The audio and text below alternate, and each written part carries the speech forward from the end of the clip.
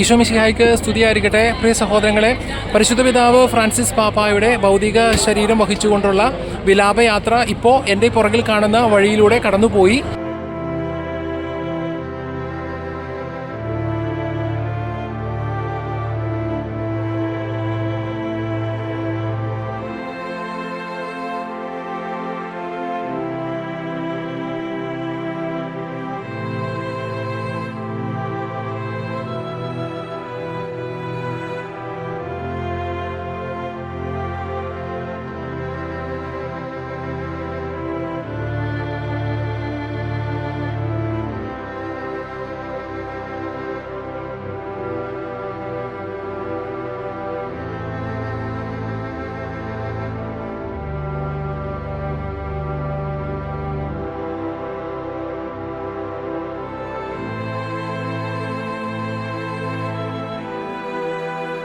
Vatican saint Peter's ചതുരത്തിൽ നടന്ന പരിശുദ്ധ പിതാവിൻ്റെ മൃതസംസ്കാര ശുശ്രൂഷയുടെ ഒരു പ്രധാന ഭാഗം വിടവാങ്ങൽ ശുശ്രൂഷയും പരിശുദ്ധ ബലി അർപ്പണവും അത് കഴിഞ്ഞു. അതിനുശേഷം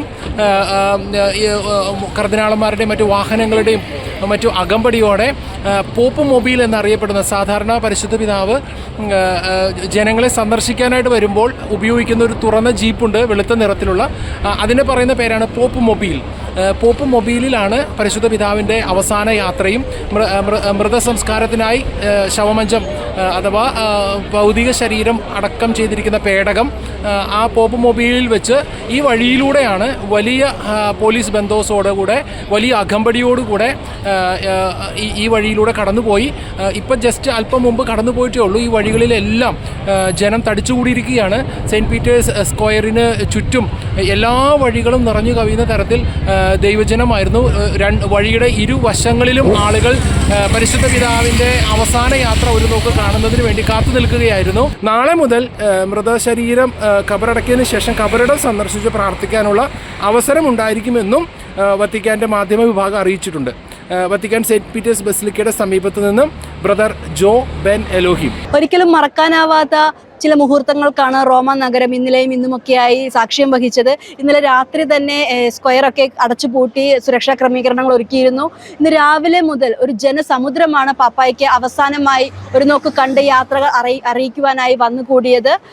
വളരെ ഹൃദയസ്പർശിയായിരുന്നു കർദിനാൾ റേ പറഞ്ഞ പ്രസംഗം. ഇതിൽ അദ്ദേഹം പറഞ്ഞ ചില പ്രത്യേക കാര്യങ്ങൾ, മാർപ്പാപ്പയുടെ എല്ലാവരോടുമുള്ള സ്നേഹം, എല്ലാവരെയും ചേർത്ത് പിടിക്കാനുള്ള കഴിവ്, അങ്ങനെ ഒരുപാട് കാര്യങ്ങൾ അദ്ദേഹത്തിൻ്റെ പ്രസംഗത്തിൽ പറയുകയുണ്ടായി. അത് നമ്മൾ ഒരിക്കൽ കൂടി കേട്ടു നോക്കേണ്ടതാണ്.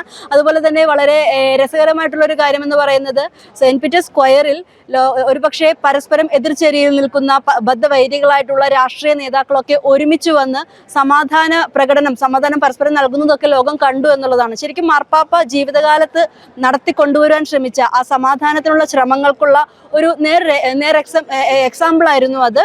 തുടർന്ന് ഇങ്ങോട്ട് വന്നപ്പോൾ മേരി മേജർ ബസിലിക്കയിലേക്ക് വന്നപ്പോൾ ഇവിടെ പാപ്പായെ വരവേൽക്കാൻ കാത്തിരുന്നിരുന്നത് പാപ്പായ്ക്ക് പ്രിയപ്പെട്ട പാവപ്പെട്ടവരും അശരണരുമായിട്ടുള്ള ജനങ്ങളായിരുന്നു. അവർ സ്നേഹത്തോടെ പാപ്പായെ വരവേറ്റാണ് പിന്നീടുള്ള അടക്ക് കർമ്മങ്ങൾക്ക് വേണ്ടി നമ്മൾ അവസാന നിമിഷങ്ങൾ പാപ്പായുടെ ശവമഞ്ചം കണ്ടത്.